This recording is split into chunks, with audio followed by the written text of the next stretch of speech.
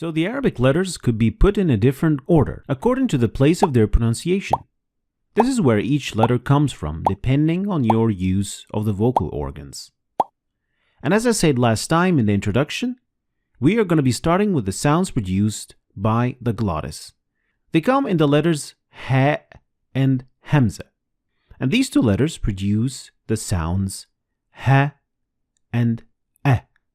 These two letters are very much connected because they are produced in the same place. And they are actually two sides of the same coin. The ha can be a bit challenging for those people whose mother tongue is French, since they're not used to it. But how is ha actually produced? Ha is produced through letting a gush of air through your vocal cords.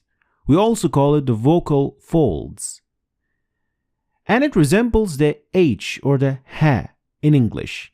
And as you can see in this chart for the vocal folds, you can see when you pronounce the ha sound, you will be basically opening your vocal folds and letting the air run through them.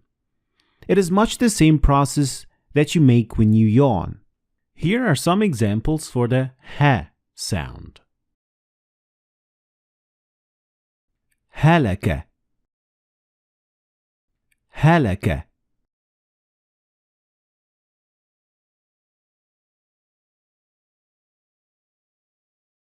هدهد هدهد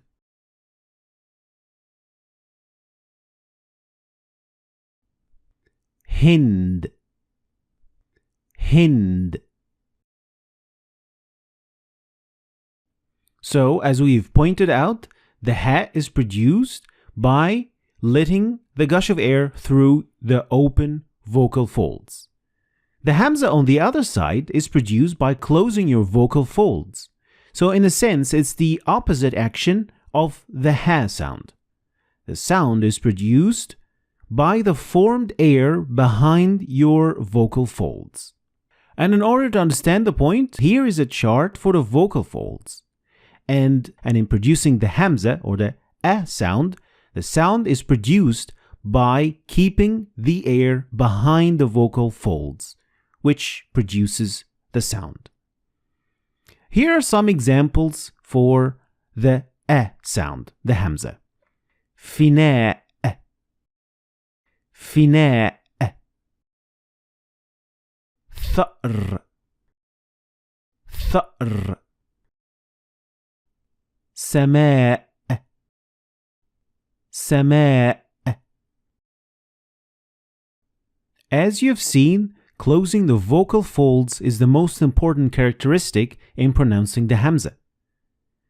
But what happens if the hamza is followed by ha?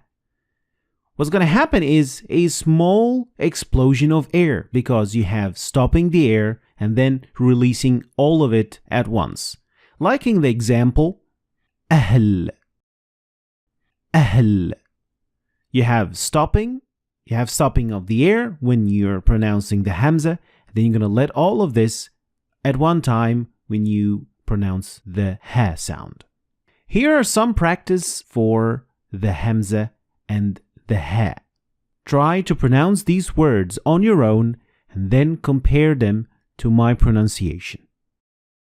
هائل كهف هيأه هي أهداب هدأ. So this, ladies and gentlemen, is the end of this lesson. If you liked the video, please subscribe, like, and share the video for other people to learn from it. Thanks for watching and see you next time.